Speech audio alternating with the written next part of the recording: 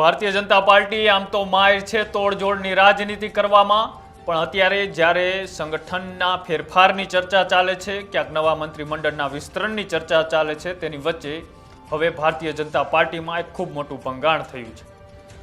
આદિવાસી supremo કહી શકાય એવા છોટુ વસાવાના પુત્ર મહેશ વસાવાએ ભારતીય જનતા પાર્ટીનો સાથ છોડી દીધો છે. અને અટકળો એટલા માટે તેજ થઈ છે કેમ કે હવે કાલે રાહુલ ગાંધી ગુજરાત આવી રહ્યા છે. તો નમસ્કાર, આપ જોઈ રહ્યા છો ન્યૂઝ રૂમ. આપની સાથે છું કૃણાલ આહિર. આમ તો ભારતીય જનતા પાર્ટી ઓપરેશન પાર પાડવામાં માહિર ગણાય છે, પણ જ્યારે ભરૂચ જિલ્લાના ભાજપમાં એક મોટું ભંગાણ સર્જાયું છે. જી હા, મહેશ વસાવાએ ભારતીય જનતા પાર્ટીનો સાથ છોડ્યો છે. પોતાના કામને ન્યાય ન મળતો હોવાના આક્ષેપો સાથે મહેશ વસાવાએ ભાજપને અલવિદા કર્યું છે. મહેશ વસાવા પાર્ટીથી નારાજ હોવાથી પક્ષ સાથે છેડો પણ ફાડ્યો છે. મહત્વનું એ છે કે મહેશ વસાવા ડેડિયાપાડાના પૂર્વ ધારાસભ્ય પણ રહી ચૂક્યા છે.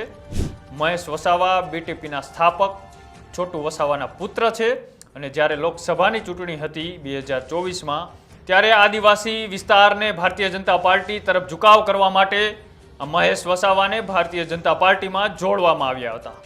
પરંતુ અચાનક જ મહેશ વસાવાના ભાજપ છોડવાના સમાચારથી ગુજરાતના રાજકારણમાં એક એવી પણ ચર્ચા જાગી છે કે હવે કાલથી રાહુલ ગાંધી 2 દિવસના ગુજરાત પ્રવાસે છે. રાહુલ ગાંધી પણ હવે નવા જૂની કરવા માટે હવે ગુજરાતના આટાફેરા શરૂ કરી દીધા છે. અને જે રીતના ભારતીય જનતા પાર્ટી ઓપરેશન પાડવામાં માહિર છે, તેની સામે હવે કોંગ્રેસના રાહુલ ગાંધી પણ હવે ભારતીય જનતા પાર્ટીનો ખેલ પાડવા માટે ગુજરાત આવી રહ્યા છે. એવામાં જ્યારે મહેશ વસાવાનું ભારતીય જનતા પાર્ટીમાંથી રાજીનામું પડવું એ ખૂબ સૂચક માનવામાં આવે છે અને ક્યાંક ને ક્યાંક રાહુલ ગાંધીના હાથે કોંગ્રેસમાં જોડાય તેવી પણ ચર્ચાઓ શરૂ થઈ છે. જો વાત કરવામાં આવે તો માજી ધારાસભ્ય આદિવાસી સુપ્રીમો છોટુ વસાવાના પુત્ર મહેશ વસાવાએ ભાજપ સાથે છેડો ફાડતા રાજકારણમાં એક હલચલ શરૂ થઈ છે. અને હલચલ વચ્ચે જ્યારે તેઓ ભારતીય જનતા પાર્ટીનો સાથ છોડી અને CR પાટીલને સોશિયલ મીડિયા ઉપર એક પત્ર મારફતે પોતાનું એક રાજીનામું લખ્યું હતું અને તેમાં એમને લખ્યું હતું કે હું મહેશ છોટુ વસાવા ભારતીય જનતા પાર્ટીના સામાન્ય સભ્ય પદેથી રાજીનામું આપું છું.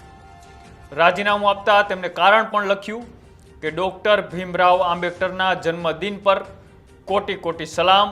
इस पवित्र जन्मदिन पर भारत का पवित्र संविधान लिखने वाला भारत रत्न सही लेकिन भारत का अनमोल रत्न मानना चाहिए.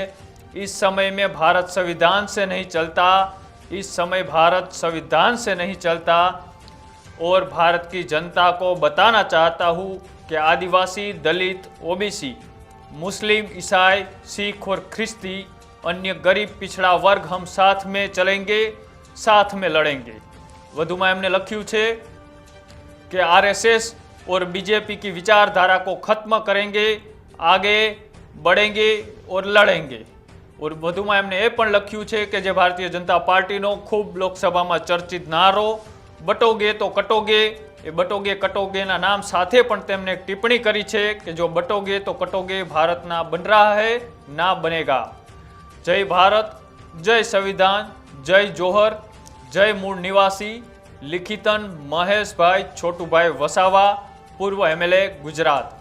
આવું લખતા તેમને CR પાટીલને સોશિયલ મીડિયા ઉપર ભારતીય જનતા પાર્ટીના સભ્યપદેથી રાજીનામું આપી દીધું છે. જ્યારે આ ચર્ચાએ જોર પકડ્યું હતું ત્યારે હવે તેમના કોંગ્રેસમાં જોડાવાના સંકેત કેટલા તેને લઈને અમે સીધી છોટુ વસાવાના પુત્ર એવા મહેશ વસાવા સાથે ટેલિફોનિક ચર્ચા પણ કરી હતી. આ ટેલિફોનિક ચર્ચામાં તેમણે અનેક ખુલાસાઓ પણ કર્યા અને કોંગ્રેસમાં જોડાવાના સંકેત આપતા તેમને શું કહ્યું તે પણ તમે એકવાર સાંભળો. મહેશભાઈ, આજે ડોક્ટર ભીમરાવ આંબેડકરની જન્મદિન પર તમે સોશિયલ મીડિયામાં એક પોસ્ટ મૂકી છે અને એ પોસ્ટની અંદર તમે વિષયમાં પણ એવું લખ્યું છે કે હું મહેશભાઈ છોટુભાઈ વસાવા ભારતીય જનતા પાર્ટીના સામાન્ય સભ્ય પદેથી રાજીનામું આપું છું. હજુ 1 વર્ષ પહેલા જ આપ ભાજપમાં જોડાયા હતા અને અચાનક જ રાજીનામું આપવાનું કોઈ ખાસ કારણ? હા, પેલા તો હું આંબેડકર અને સંવિધાનનો આદર કરું છું અને ભારત દેશના નાગરિકોનો આદર કરું છું. એમાં જે બી કઈ જાતિવાદ આ તે એને ભૂલીને હમ જેને વાત કરી રહ્યો છું. હમ આજે મારે રાજીનામું આપવા માટે એટલા માટે જ કે મહાન વ્યક્તિ હમ જેમણે સંવિધાન હમ લખ્યું છે અને એમના આધાર પર અમે ચાલવાવાળા માણસો છીએ. હમ ઠીક છે, જોડાય છે 1 વર્ષ પહેલા, હમ બરાબર, હમ પણ અમારે એમાં આ વસ્તુ પાલન થતું નથી એવું લાગ્યું અમને. જયારે દરિયામાં ઉપરથી કાળું પાણી દેખાય, લીલું પાણી દેખાય, હમ બરાબર, પણ જયારે અંદર જાઓ ત્યારે કેટલી માછલી છે, કોની કઈ માછલી કઈ રીતે ખાઈ રહી છે એકબીજાને, હમ તો આ વસ્તુ અમે જોયું. એટલે મેં તમને કીધું ને, દરિયામાં જેવી રીતે દરિયાના ઉપરથી પાણી દેખાય છે પણ અંદર જે જીવ જંતુ રહે છે એમાં એકબીજાને ખાય છે, પણ મોટા જંતુ નાના જંતુને ખાઈ જાય.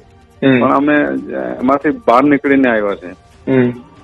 હા, તો એટલા માટે આજે એક મહાન દિવસ છે.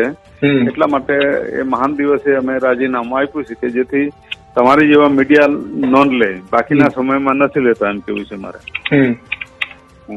મહેશભાઈ, આગામી શું રણનીતિ હશે દક્ષિણ ગુજરાતની અંદર, ખાસ આદિવાસી સમાજના લોકોની માટે તમે સતત લડતા રહ્યા છો, તો આગામી સમયની અંદર શું નિર્ણય લેવાનો છે તમારો? કયા પ્રકારનું સ્ટેન્ડ આગામી સમયની અંદર?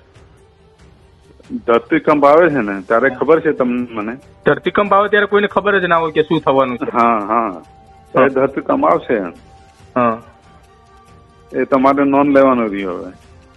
અચ્છા, એટલો મોટો ભૂકંપ ગુજરાતની રાજનીતિમાં સર્જાશે? 100%. અચ્છા. એ ખબર નથી પડતી ધરતીકંપ નું ક્યાં બિંદુ હોય ને કેવી રીતે કેટલા એપિસોડ આવે છે. અચ્છા, એનું એપિસેન્ટર કયું હશે અથવા કઈ જગ્યા આવશે કોઈને ખ્યાલ પણ નહીં હોય?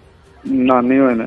એવો તો પછી ધરતીકંપ જ નહીં થતા ને એમ કેવું છે મારે. હા, ને તમારી વાવાઝોડાની આગાહી થાય, વરસાદની થાય, પણ ધરતીકંપની નહીં થાય. હા, દરેક વસ્તુની આગાહી થાય પરંતુ ધરતીકંપની નથી થતી. ના, બિલકુલ. આરએસએસ અને ભાજપની વિચારધારકોને ખતમ કરવાની વાત પણ તમે પોસ્ટની અંદર કરી છે. એનું કોઈ ખાસ કારણ એવું કે આરએસએસ અને ભાજપની વિચારધારકોને ખતમ કરવા માટેનું શું કારણ આ પોસ્ટમાં? જો કોઈ જાતિવાદ કે એને ખતમ કરવાની નથી, પણ જે વિચારધારા છે એની વાત છે. કે એક માણસને ખાઈ જવું ને જીવને ખાઈ જવું એની કરતા જીવને બચાવવું, પર્યાવરણને બચાવવું એ અમારું કામ છે. પછી એને ખતમ જ કરવાની વાત કરે તો પછી એની સામે ખતમ કરવાની વાત કોઈ બી માણસ આવી શકે એમાં, તો એ તો કુદરતનો નિયમ છે એમાં. તો મહેશભાઈ, આગામી સમયની અંદર ફરી એક વખત બીટીપી ની શરૂઆત થઈ શકે ખરા? કોઈ બી થઈ શકે. અચ્છા, ધરતીકંપ કોને કહેવાય? હા, તો ચોક્કસથી ફરી એક વખત દક્ષિણ ગુજરાતમાં ભૂકંપ આવશે. એ આજથી નક્કી રહ્યું, ક્યારે આવશે એની કોઈ આગાહી નથી. ના, બિલકુલ નહીં. એ આ લોકોને પૂછી લેવાનું. ધરતીકંપ આવશે પણ ક્યારે આવશે એ સરકારને પૂછી લેવાનું. એમાં કદાચ એમના જે ઇન્ટેલિજન્સ બ્યુરો હોય એને ખબર હોવી જોઈએ.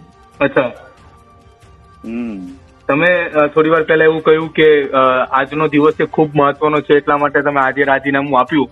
કોઈ બીજા દિવસે રાજીનામું આપ્યું હોત તો કદાચ એ ગુજરાતના મીડિયામાં આટલી બધી નોંધ ન લેવાઈ હોત. તો આજે તમે રાજીનામું આપ્યું છે અને કાલે ગુજરાતમાં રાહુલ ગાંધી આવી રહ્યા છે. કઈ નવા જૂનીના સંકેત રાહુલ ગાંધી સાથે જ નથી ને? રાજકીય તો કોઈ બી આવે ને જાય છે ને ગુજરાતમાં. આજના કાલા કોઈ થોડા આવે છે, કાયમ આવે છે બધા. હા, એ તો છે. અમે તો જે લોકો આ સમાજને વિચારધારાને આગળ ચલાવશે, તમે પ્રશ્ન અમને કર્યા, આરએસએસ ના પ્રશ્ન કર્યા, બીજેપી ના કર્યા, જરૂર લાગે તો અમે અમારા કોઈ શત્રુ બી નહીં હોતા, કોઈ દુશ્મન બી નથી હોતા એમાં. પણ વિચારધારા ચોક્કસ અમારી હોય છે. અચ્છા.